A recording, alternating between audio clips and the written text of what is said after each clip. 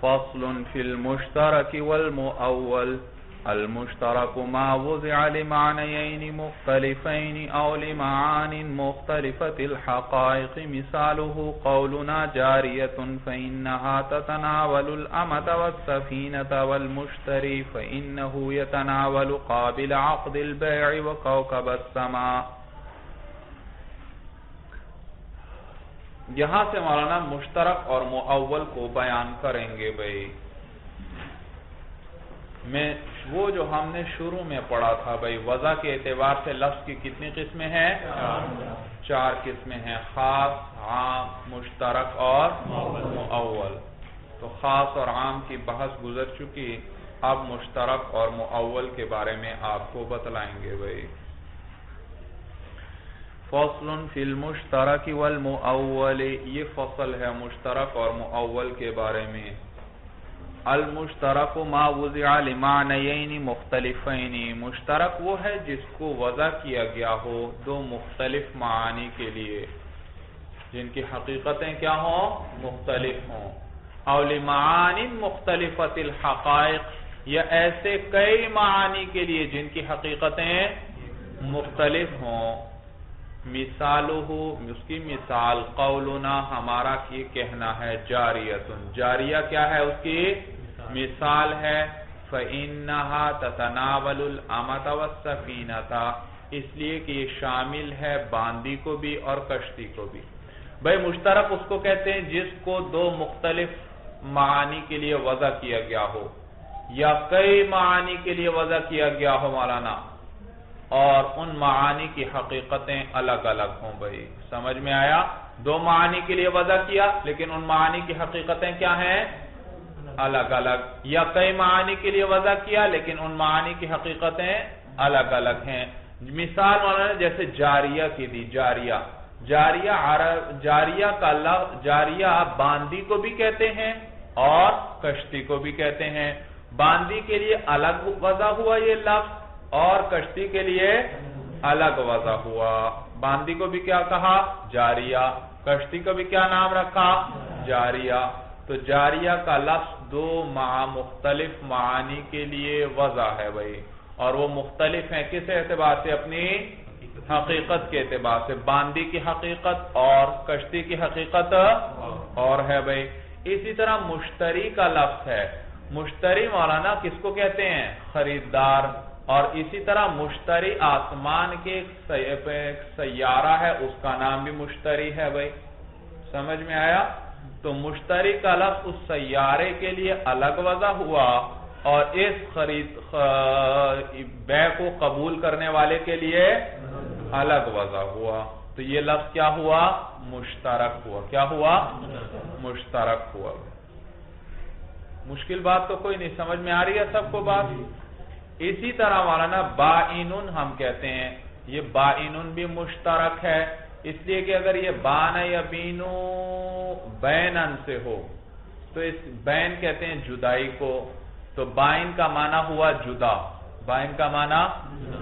اور اگر یہ بان یا بینو بیانن سے ہو تو بیان کا معنی کیا ہے؟ بیان کرنا، ظاہر کرنا، ظاہر ہونا، کسی چیز کا ظاہر ہونا. تو یہ بمانے بائن بمانے ظہور کے ہوا. کس معنی میں ہوا؟ تو بائن اگر بین سے ہو تو اس کا معنی ہے جدائی کے، جدا کے. اور اگر یہ بیان سے ہو تو اس کا کیا معنی؟ ظاہر کے. کیا معنی؟ ظاہر. بیان سے، بیان کو بھی بیان کیوں کہتے ہیں؟ اس سے دل کی بات ظاہر ہو جاتی ہے. سمجھ میں آیا؟ جب آپ کوئی چیز بیان کریں گے، کلام کریں گے تو کیا ہوگی؟ دل کی بات. ہاں، تو بیان میں بیان ظہور کو کہتے ہیں بھائی. سمجھ میں آئی سب کو بات بھائی؟ تو دیکھا مثال ہو مشترک کی مثال ہمارا یہ کہنا ہے جاریتن فإنها تتناول الامۃ والسفینۃ، اس لیے کہ یہ لفظ مولانا شامل ہے، جاریہ شامل ہے اما کو بھی، باندی کو بھی، والسفینۃ اور کشتی. باندی کو بھی کیا کہتے ہیں؟ جاریہ، اس کے لیے الگ وضع ہوا. اور کشتی کو بھی کیا کہتے ہیں؟ جاریہ، اس کے لیے الگ وضع ہوا. جیسے مولانا لفظ زید ہے، دو آدمیوں کا نام زید ہے، ایک کے لیے الگ وضع بتا رہا ہوں، جیسے وضع الگ ہوئی، دوسرے کے لیے دونوں کا اکٹھا ہی نام رکھا تھا زید؟ نہیں، ایک کے لیے ایک وقت میں رکھا تھا، تو دوسرے کے لیے، تو یہاں پر بھی دونوں کا اکٹھا نام نہیں جاریہ رکھا، ایک کا نام ایک کے لیے وضع کیا ایک الگ، اور دوسرے کے لیے وضع کیا الگ، وضع کیا الگ۔ والمشتری، اور مشتری مولانا فَإِنَّهُ يَتَنَاوَلُ، اس لیے کہ یہ مشتری جو ہے شامل ہے، کس کو شامل ہے؟ قابل عقد البیع، قابل قبول کرنے والا، عقد بیع کو قبول کرنے والے کو بھی شامل ہے، وَقَوْقَبَ السَّمَاءِ، اور آسمان کے ایک سیارہ کو بھی شامل ہے مولانا۔ سمجھ میں آیا بھائی؟ ستارے اور سیارے میں فرق جانتے ہو؟ سیارہ وہ ہے جو سورج کے گرد گھومتا ہے، یہ چمکتا، چلیے یہ اب کہاں سے کون سی بات آ گئی، تو بس یہ آسمان کے ایک ستارے کا نام ہے۔ وَقَوْلُنَا بَائِنٌ، اور ہمارا یہ بائن کہنا، فَإِنَّهُ يَحْتَمِلُ الْبَيْنَ وَالْبَيَانَ، یہ احتمال جدائی کا بھی رکھتا ہے، بین جدائی، فرقت کا احتمال بھی رکھتا ہے، یعنی جدا کے معنی میں ہوا، والبیان، اور بیان کیا معنی؟ ظہور، ظہور کے معنی کا احتمال بھی، تو بائن کا معنی جدا کے بھی ہو سکتے ہیں، اور بائن کا معنی ظاہر کے بھی ہو سکتے ہیں۔ مصنف نے 3 مثالیں ذکر کی مولانا مشترک کی، ایک جاریہ، ایک مشتری اور ایک بائن۔ بتلانا یہ چاہتے ہیں کہ مشترک جیسے جواہر میں جاری ہوتا ہے، اسی طرح اعراض میں بھی جاری ہوتا ہے۔ جوہر اور عرض جانتے ہو بھائی؟ جوہر اس کو کہتے ہیں جس کا اپنا وجود ہو مولانا، اپنے وجود میں کسی اور کا ہے محتاج نہ ہو، خود قائم رہ سکے، خود قائم۔ مثلا زید ہے، زید کی اپنی ذات ہے مولانا، اپنے وجود میں کسی اور کا محتاج ہے نہیں، یرحمک اللہ۔ اور ایک ہے بہادری، بھائی بہادری کا کوئی علیحدہ اپنا وجود ہے؟ جب بھی ہوگی زید کے ساتھ یا کسی کے ساتھ قائم ہوگی، تو اس کے لیے کوئی محل چاہیے۔ کیا چاہیے؟ یہ وصف ہے مولانا، اس کا اپنا الگ کوئی وجود نہیں۔ یہ جیسے مولانا سفیدی ہے، سفیدی کا الگ اپنا کوئی وجود نہیں، جب بھی یہ قائم ہوگی کسی ذات کے ساتھ قائم ہوگی، جیسے آپ اس وقت دیکھ رہے ہیں یہ سفیدی کس کے ساتھ قائم ہے؟ دیوار کے ساتھ قائم ہے۔ تو محل ہے تو سفیدی بھی ہے، محل نہیں تو سفیدی بھی الگ، زید ہے تو بہادری ہے، زید نہیں تو بہادری بھی نہیں، تو اس کو کہتے ہیں عارض بھائی۔ کیا کہتے ہیں؟ عارض۔ تو جوہر وہ ذات ہوگی اور عارض وہ وصف ہوگا، وصف جو موصوف کا محتاج ہوگا، کسی کے ساتھ قائم ہونا چاہے گا۔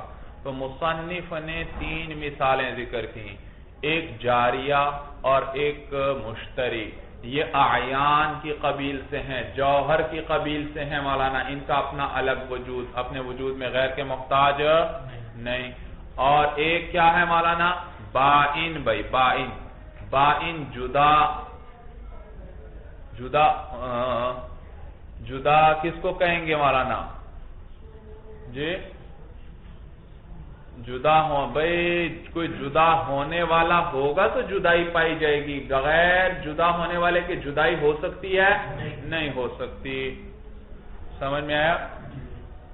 اور اسی طرح ظہور، بیان، ظہور ہے مولانا، ظاہر ہونا، ظاہر ہونا، کوئی چیز ظاہر ہوگی تو ظہور پایا جائے گا، کوئی چیز ظاہر نہیں تو ظہور بھی، اس کا الگ اپنا کوئی وجود، کوئی ذات اس کے ساتھ متصف ہوگی بھائی۔ سمجھ میں آئی؟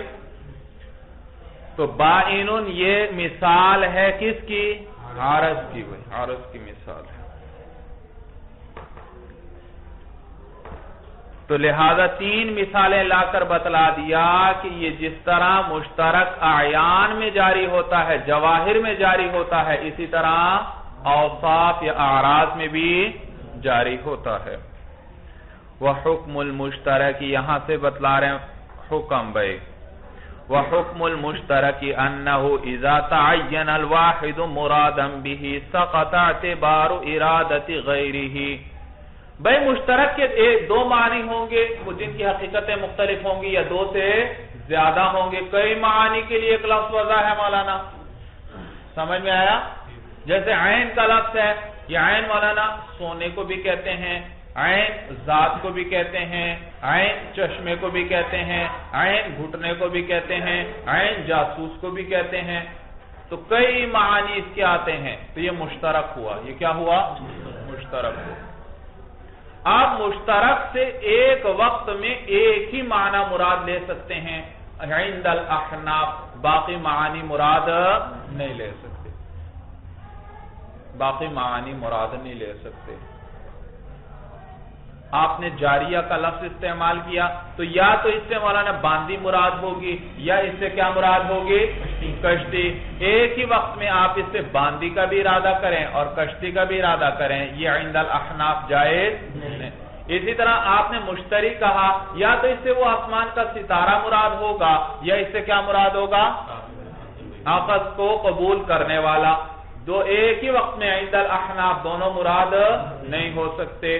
بائن کہا آپ نے, اس سے یا تو جدائی مراد ہوگی یا ظاہر مراد ہوگا مولانا, ایک ہی وقت میں دونوں معنی مراد, یعنی عموم مشترک جائز نہیں عند الاحناف. بھائی عموم مشترک کا کیا معنی؟ بھائی مشترک کے تمام معانی کا ایک ہی وقت میں ارادہ کر لیا جائے.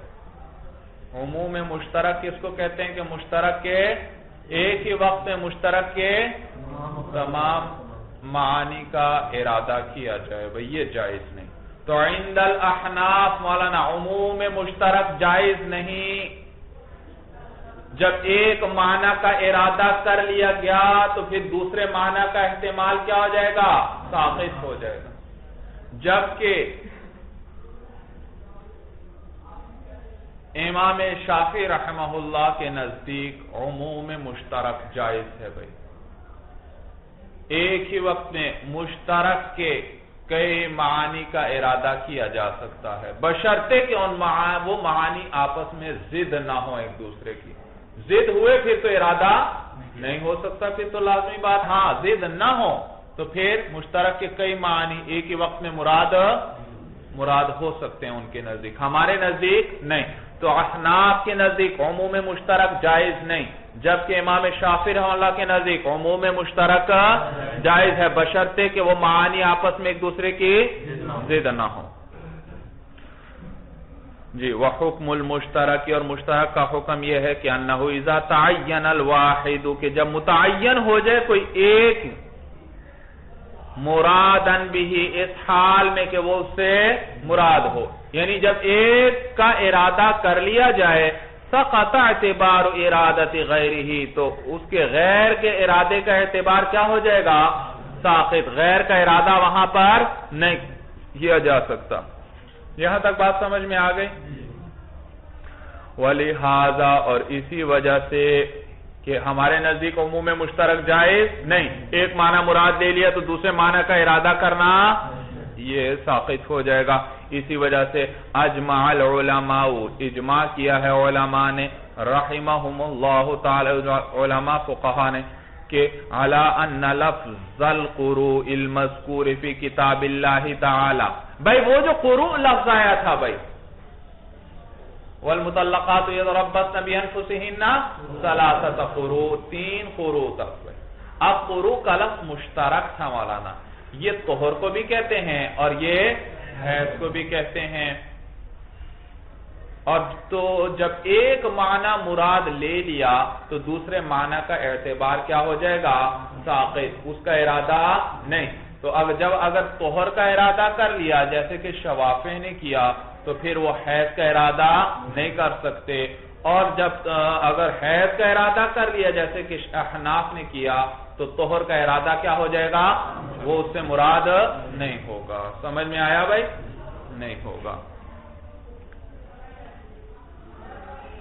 اس لیے اسی وجہ سے اجماع کیا ہے مولانا علماء رحمہ اللہ نے کہ لفظ قروء جو مذکور ہے کتاب اللہ کے اندر محمول اما علی الحیض, یا تو وہ محمول ہے حیض پر, کما ہوا مذہبنا, جیسے کہ ہمارا مذہب ہے, او علی الطہر یا وہ محمول ہے طہر پر کما ہوا مذہب الشافعی رحمہ اللہ تعالی جیسے کہ امام شافعی رحمہ اللہ کا مذہب ہے.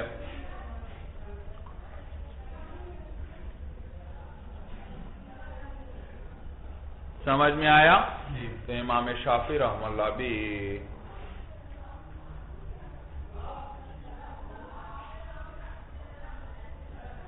تو چونکہ دو معنی ضدین ہیں ایک دوسرے کی، کیا ہیں؟ طہر اور حیض کیا ہیں؟ ایک دوسرے کی ضد ہیں. ضد نہ ہوتے تو وہ عموم مشترک کے جواز کے قائل ہیں، اور یہ ضد ہیں تو یہاں وہ بھی کہتے ہیں کہ یا تو طہر مراد ہے یا حیض، اور ان کے نزدیک کیا مراد ہے؟ طہر. جب طہر انہوں نے مراد لے لیا تو حیض کے ارادہ کیا ہوا؟ ساقط ہوا، اس کا اعتبار نہیں.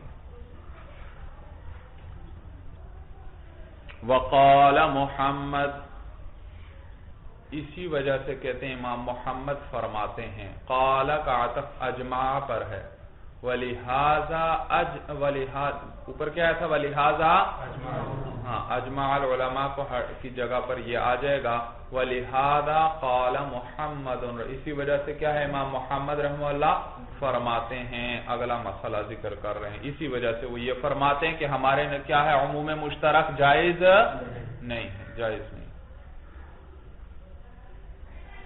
بھئی مولا کا لفظ یاد رکھو، معتق کو بھی کہتے ہیں اور معتق کو بھی کہتے ہیں. معتق آزاد کرنے والا، معتق جس کو آزاد کیا جائے. تو معتق کو بھی مولا کہتے ہیں اور معتق کو بھی کیا کہتے ہیں؟ مولا. یہ لفظ مشترک ہے مولانا، مشترک ہے. آپ مولانا دیکھو، ایک شخص ہے زید غلام ہے، ایک شخص مالک ہے اس کا، اس نے زید کو آزاد کر دیا تو یہ شخص زید کا کیا ہوا؟ مولا ہوا. کیا ہوا؟ مولا ہوا. کیونکہ زید کا کیا ہوا مولانا؟ معتق ہوا نا، آزاد کرنے والا. اور آزاد کرنے والا کیا کہلاتا ہے؟ معتق. اور زید بھی اس کا مولا ہے مولانا، کیونکہ زید کیا ہے؟ اس کا معتق ہے، اس کا آزاد کردہ ہے. بات سمجھ میں آ رہی ہے؟ ایک شخص نے کس کو آزاد کیا ہے؟ زید کو. تو وہ شخص زید کا کیا بن گیا؟ مولا. کیونکہ وہ کیا ہے؟ زید کا معتق. اور زید بھی اس کا مولا، کیونکہ زید کیا ہے؟ اس کا معتق. اور معتق کا لفظ مشترک ہے، معتق کو بھی کہتے ہیں اور معتق کو بھی کہتے ہیں. اب یہ زید جب آزاد ہوا، اس نے تجارت کی، بڑا مالدار ہو گیا، اس نے بھی بڑے غلام خریدے اور پھر ان کو آزاد کیا. مثلا ایک غلام آزاد کیا، وہ آزاد کردہ غلام وہ زید کا کیا ہوا؟ مولا ہوا. اور زید بھی اس کا مولا ہوا. سمجھ میں آیا بھائی؟ تو زید، آپ مولانا دیکھیے بھائی، زید نے وصیت کی، وہ معتق جو ہے آزاد کرنے والا وہ بھی زید کا مولا، اور یہ جو غلام جس کو زید نے آزاد کیا وہ بھی زید کا مولا، کیونکہ وہ کیا ہے؟ معتق. زید نے وصیت کی کہ میرے مرنے کے بعد میرے مال میں سے 1,00,000 روپے میرے مولا کو دے دیے جائیں. کس کو دے دیے جائیں؟ اب بھائی مولا تو اور زید مر گیا. اب ایک مولا اعلیٰ ہے، فرق کرنے کے لیے اعلیٰ و اسفل کی پھر قید لگاتے ہیں. اعلیٰ وہ جو اوپر ہے جس نے معتق آزاد کیا، اور اسفل نیچے جس کو اس نے کیا کیا؟ آزاد کیا. اب زید نے مولانا وصیت کی میرے مرنے کے بعد 1,00,000 روپیہ میرے مولا کو دے دینا، اور زید مر گیا. اب مولانا اب ہم کیا کریں گے بھائی؟ زید کا ایک مولا اعلیٰ بھی ہے، ایک مولا اسفل بھی ہے، اور زید نے ایسا لفظ استعمال کیا جو مولا اعلیٰ کو بھی شامل ہے اور مولا اسفل کو بھی شامل ہے. تو آپ کوئی دلیل چاہیے جس کے لیے ایک جانب کو ترجیح دے دی جائے کہ مولا اعلیٰ مراد ہے یا مولا ہے، اور یہاں پر کوئی مرجح موجود نہیں، کوئی ترجیح دینے والی دلیل موجود نہیں. تو زید کی وصیت باطل ہو جائے گی. زید کی وصیت آپ یہ نہیں کر سکتے مولانا کہ 50,000 مولا اعلیٰ کو دے دیں اور 50,000 کس کو دے دیں؟ مولا اسفل. کیوں؟ پھر تو آپ نے مولا کے دونوں معنی مراد لے لیا مولانا, مولا اعلیٰ بھی مراد لے لیا اور مولا اسفل بھی, اور یہ آپ نے عموم مشترک کر لیا, اور عموم مشترک جائز ہے؟ عموم مشترک جائز نہیں. ایک وقت میں ایک ہی معنی مراد ہوگا, لیکن یہاں تو پتہ ہی نہیں چل رہا کون سا مراد ہے, مولا اعلیٰ مراد ہے یا مولا کوئی مرجح موجود نہیں, اور ترجیح دینے والی کوئی چیز نہیں. تو آپ جب ترجیح دینے والی کوئی چیز نہیں تو دوسری صورت یہ تھی کہ کیا کیا جاتا, دونوں کو, لیکن دونوں کو دے تو کیا خرابی لازم آتی ہے, عموم مشترک جائز نہیں. تو لہذا اس صورت میں وصیت ہی باطل ہو جائے گی سرے سے, کیونکہ کوئی مرجح بھی موجود نہیں اور عموم مشترک بھی جائز نہیں. مسئلہ سمجھ میں آ گیا؟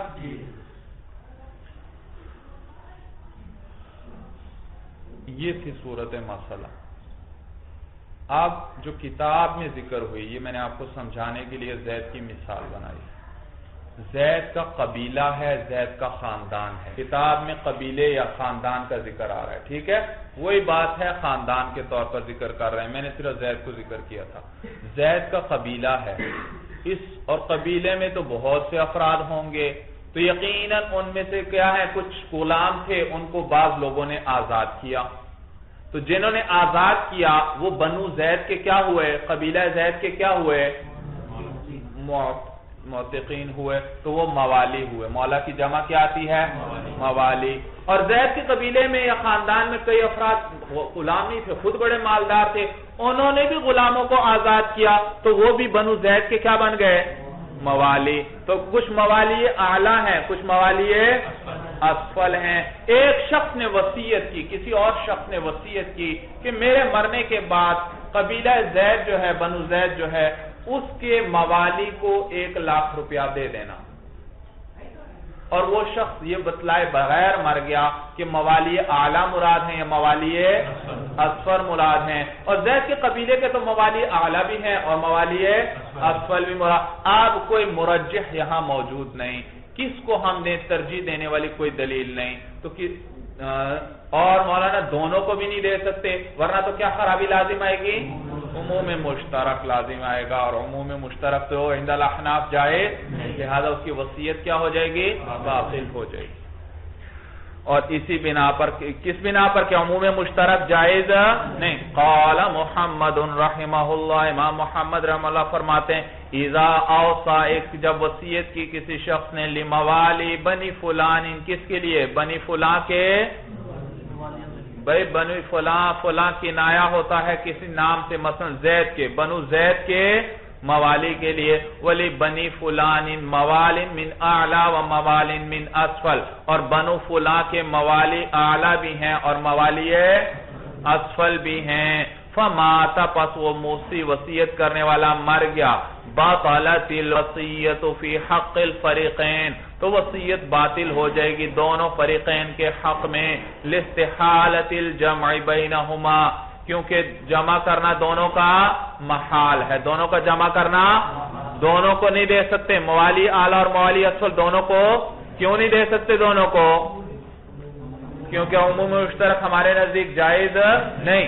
وعدم الرجحان, اور رجحان کے نہ ہونے کی وجہ سے, کسی راجح کے نہ ہونے کی دلیل, مرجح نہ نہیں پایا گیا, کوئی دلیل ایسی نہیں جو ترجیح دے دے جس سے ہمیں پتہ چل جائے کہ موالی اعلیٰ مراد ہیں یا موالی اسفل. تو جب مرجح بھی نہیں موجود اور مولانا عموم مجاز بھی نہیں, عموم مشترک بھی نہیں جائز, تو اب مولانا وصیت ہی کیا ہو جائے گی, باطل ہو. مسئلہ سمجھ میں آ رہا ہے سب کو؟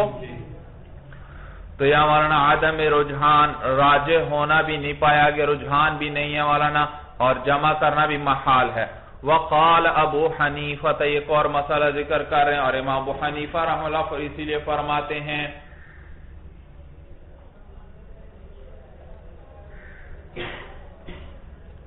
بھئی مسئلہ زہار آپ نے پڑھا تھا, زہار کس کو کہتے تھے,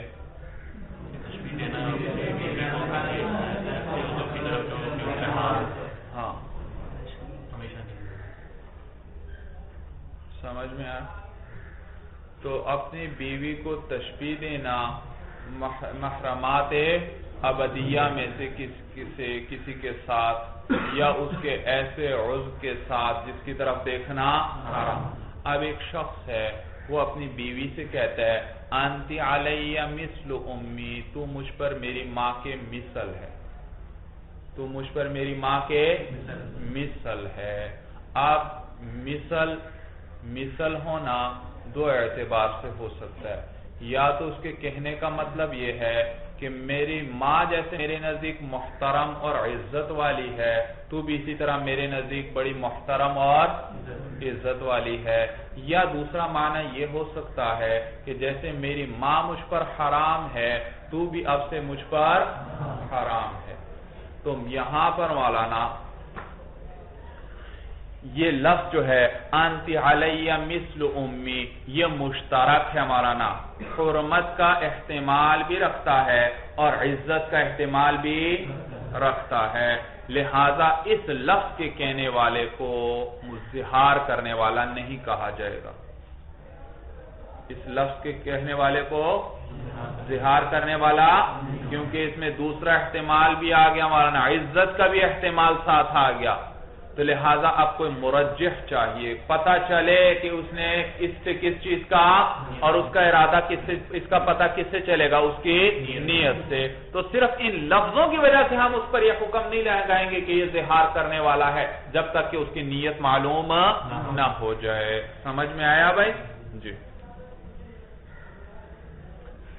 وقال ابو حنیفہ رحمہ اللہ تعالی، ابو حنیفہ رحمہ اللہ فرماتے ہیں اذا قال لزوجته، جب کہا ایک شخص نے اپنی بیوی سے انتی علی مثل امی، تو مجھ پر میری ماں کے مثل ہے، لا یکون مظاہرا، تو وہ زہار کرنے والا نہیں ہوگا. لان اللفظ مشترک بین الکرامت والحرمت، اس لیے کہ یہ لفظ جو ہے انتی علی مثل امی کا یہ مشترک ہے بین الکرامت، کس میں؟ عزت میں، والحرمت اور حرام ہونے میں. فلا يترجح جہت الحرمت، تو ترجیح نہیں پائے گی حرمت کی جہت الا بالنیت، مگر کس کے ساتھ؟ نیت کے ساتھ. نیت تو اس کے لیے مرجح چاہیے. سمجھ میں آیا بھائی؟ کیونکہ یہ لفظ مشترک ہے مولانا، حرمت کو بھی شامل ہے اور عزت کو بھی شامل ہے، دونوں کو شامل.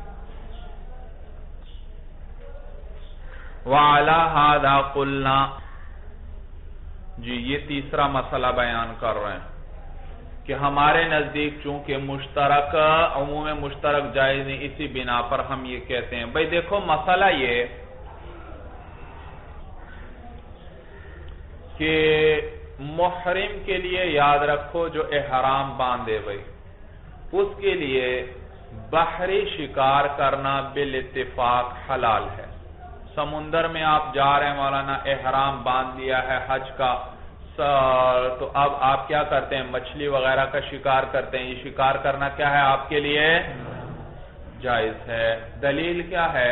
اللہ قرآن میں فرماتے ہیں احل لکم صید تمہارے لیے سمندر کا شکار کیا کر دیا گیا ہے؟ حلال کر دیا گیا. معلوم ہوا محرم کے لیے کیا ہے مولانا؟ حلال. لیکن خشکی کا شکار اس کے لیے منع ہے محرم کے لیے. اس کی کیا دلیل ہے؟ حرم علیکم صید البر ما دمتم حرما، تو حرم علیکم صید البر، حرام کر دیا گیا تمہارے لیے خشکی کا شکار، ما دمتم حرما، جب تک تم حالت احرام میں ہو. جب تک حالت احرام میں ہو کیا ہے خشکی کا شکار کرنا. اب ایک شخص شکار کر لیتا ہے، حالت احرام میں ہے، تو اس صورت میں مولانا اس کو کیا ہے جی تو اس کے بارے میں اللہ فرماتے ہیں فَجَزَاءٌ مِثْلُ مَا قَتَلَ مِنَ النَّعَمِ، تو بدلہ ہے مثل اس کے جو اس نے قتل کیا، من النعم، جانور میں سے. جس طرح کا جانور قتل کیا ہے اسی طرح کا بدلہ دینا اس پر، بدل دینا اس پر کیا ہے؟ واجب ہے. اسی کا بدل دینا پڑے، اس کے مثل بدل دینا پڑے گا. صورت سمجھ میں آ رہی ہے کہ خشکی کا شکار کرنا محرم کے لیے کیا تھا؟ حرام. اس نے کیا کر لیا؟ شکار کر لیا.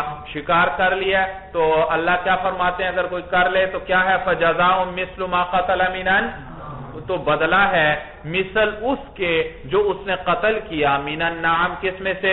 جانور میں سے، اسی کے مثل اس کو دینا پڑے گا بھائی. اب مثلا اس نے شکار کیا تھا، ہرن شکار کیا، تو ہرن کے مثل جانور کی قربانی دینا پڑے گی، اور وہ کیا؟ بکری قربان کرے گا بھائی. اور مثلا اگر اس نے نیل گائے کے شکار کر لیا تو اس صورت میں اس کو کیا کرنا پڑے گا؟ اس کے مثل کیا ہے؟ گائے ہے، پالتو گائے جو ہے، تو اس گائے کی قربانی کرنا پڑے گی. اگر وہ بڑا شکاری تھا، اس نے کس کو شکار کر لیا؟ شتر مرغ کو شکار کر لیا، تو اس کو اس کا مثل دینا پڑے گا، یعنی کہ ایک اونٹ ذبح کرنا پڑے گا. سمجھ میں آیا؟ ایک اونٹ کی قربانی دینا پڑے گی بھائی، تو اسی کا مثل دینا پڑے گا. اب یہاں مثل کا لفظ آیا، یہ شامل ہے مثل سوری کو بھی اور مثل معنوی کو بھی. مثل سوری تو جو صورتاً اسی کی طرح ہو، جیسے ہرن کا شکار کیا تو کیا دینا پڑے گی؟ کس کی قربانی کرنا پڑے گی؟ بکری کی. نیل گائے کا کیا تو کیا کرنی پڑے گی؟ گائے کی قربانی. اگر شتر مرغ کا کیا تو یہ سارے کیا ہیں؟ مثل سوری، صورتاً اس کے مثل ہیں. اور ایک ہے مثل معنوی کہ صورتاً تو اس کے مثل نہ ہو لیکن معنی کے اعتبار سے اس کے مثل ہوں، یعنی قیمت. قیمت جو ہے مثلا اگر جانور کے بجائے کیا دیتا ہے؟ اس کی قیمت دیتا ہے، تو یہ صورتاً تو اس کے مثل نہیں لیکن معنن کیا ہے؟ اس کے مثل ہے، معنن اس کے مثل ہے. سمجھ میں آیا؟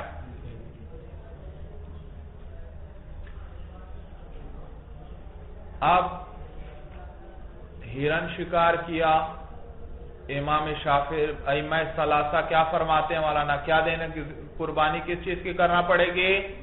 بکری کی. اگر نیل گائے کر لی شکار تو کس چیز کی قربانی دینا پڑے گی؟ گائے کی. اور اگر مولانا شتر مرغ شکار کر لیا تو کس کی قربانی کرنا پڑے گی؟ اونٹ کی. مثلا اسی طرح اگر خرگوش شکار کر لیا تو بکری کے بچے کی قربانی کرنا پڑے گی، یہ اس پر واجب ہو گئی بھائی.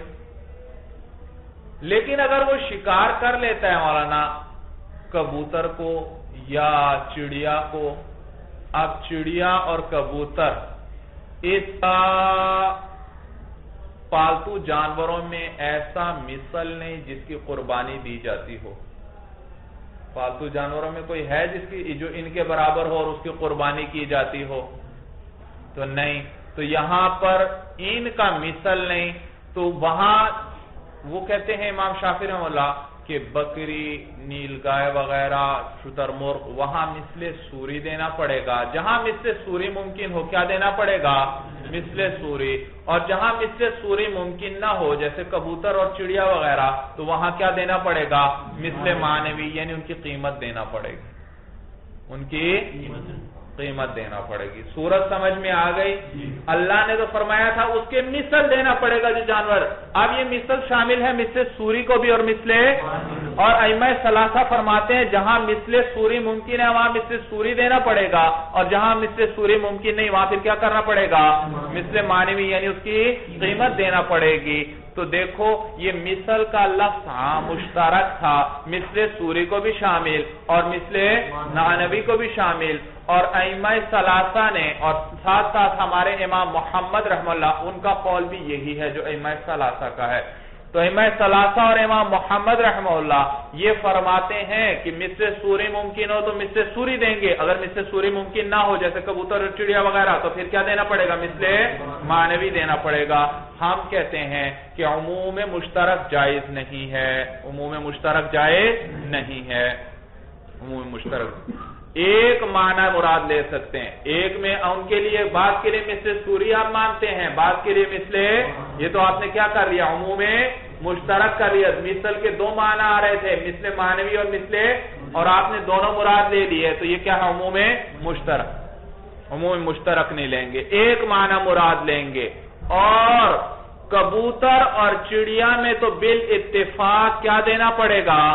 مثل معنوی، وہاں مثل سوری ممکن ہے تو یہاں تو لینا ہی مثل معنوی مراد لینا پڑے گا، اور جب مثل معنوی یہاں پر بالاتفاق آ گیا تو باقی سب میں بھی کیا دینا پڑے گا؟ مثل معنوی ہی دینا پڑے گا، مثل سوری نہیں، کیونکہ یہاں پر تو مثل سوری ممکن ہی نہیں ہے، لینا ہی کیا پڑے گا؟ مثل معنوی۔ جب یہاں مثل معنوی لے لیا تو باقیوں میں بھی کیا لینا پڑے گا؟ چاہے مثل سوری ممکن ہو لیکن وہ مثل سوری مراد نہیں لے سکتے، کیونکہ ایک مراد کے اعتبار سے متعین ہو چکا ہے ایک معنی، تو دوسرے کو مراد نہیں لے سکتے۔ بھائی سمجھ میں آیا بھائی؟ اچھی طرح مسئلہ سمجھ میں آ گیا؟ وَعَلَى هَذَا قُلْنَا، اور اسی بنا پر ہم کہتے ہیں کہ لا يجب النظیر فی جزاء الصید، کہ اسی کے مثل واجب نہیں ہوگا شکار کے بدلے میں اسی کی نظیر واجب نہیں ہوگی، یعنی جو اسی کی طرح ہو خلقت کے اعتبار سے، یعنی مثل سوری واجب احناف کے نزدیک مثل سوری نہیں آئے گا بلکہ کیا آئے گا؟ معنوی آئے گا۔ کیوں؟ لقولہ تعالی، بوجہ اللہ کے اس قول کے، فجزاء مثل ما قتل من النعم، بس بدلہ اسی کے مثل، بدلہ ہے اسی کے مثل جو اس نے قتل کیا ہے، من النعم، کس میں سے؟ لأن المثل مشترک بین المثل صورتا و بین المثل معنی، اس لیے کہ مثل کا لفظ مشترک ہے کس کے درمیان؟ مثل سوری میں اور مثل مشترک ہے مثل کے درمیان باعتبار صورت کے اور مثل کے درمیان باعتبار معنی کے، یعنی مثل سوری میں اور مثل معنوی میں مشترک ہے۔ وَهُوَ الْقِیمَةُ، اور مثل معنوی وہ کیا ہے مولانا؟ قیمت ہے۔ وَقَدْ أُرِيدَ الْمِثْلُ مِنْ حَيْثُ الْمَعْنَى بِهَذَا النَّصِّ فِي قَتْلِ الْحَمَامِ وَالْعُصْفُورِ، اور تحقیق ارادہ کیا گیا ہے مثل کا کس اعتبار سے؟ من حیث معنی کے اعتبار سے، معنی کے اعتبار سے مثل، یعنی مثل معنوی کا ارادہ کیا گیا ہے بہذا النص، اس نص سے، اس آیت سے، کس میں؟ فی قتل الحمام والعصفور، کبوتر اور چڑیا کے قتل میں، تو اس سے کس چیز کا ارادہ کیا گیا ہے؟ مثل معنوی کا، تو چڑیا اور کبوتر وَنَحْوِهِمَا، ان جیسی چیزوں میں بالاتفاق بھائی، فَلَا يُرَادُ الْمِثْلُ مِنْ حَيْثُ الصُّورَةِ، لہذا اب ارادہ نہیں کیا جائے گا مثل سوری کا ارادہ نہیں کیا جائے گا، اِذْ لَا عُمُومَ الْمُشْتَرَكِ اصلاً، اس لیے کہ مشترک کے لیے مشترک کے لیے عموم نہیں ہے، اصلاً مولانا، اصلاً اے قطعاً، قطعی طور پر کبھی بھی، فَيَسْقُطُ اعْتِبَارُ الصُّورَةِ، تو لہذا صورت کا اعتبار ساقط ہو جائے گا، یعنی مثل سوری کا اعتبار کیا ہو جائے گا؟ ساقط ہو جائے گا، لِاسْتِحَالَةِ الْجَمْعِ، اس لیے کہ بوجہ جمع کے محال ہونے کے، دونوں جمع نہیں کر سکتے مثل سوری کو بھی اور مثل، کیونکہ اس صورت میں کیا خرابی لازم آئے گی؟ عموم مشترک، اور عموم مشترک تو ہمارے نزدیک جائز نہیں ہے۔ چلیے مولانا، ھذا هو المرام، واللہ اعلم بحقیقت الکلام۔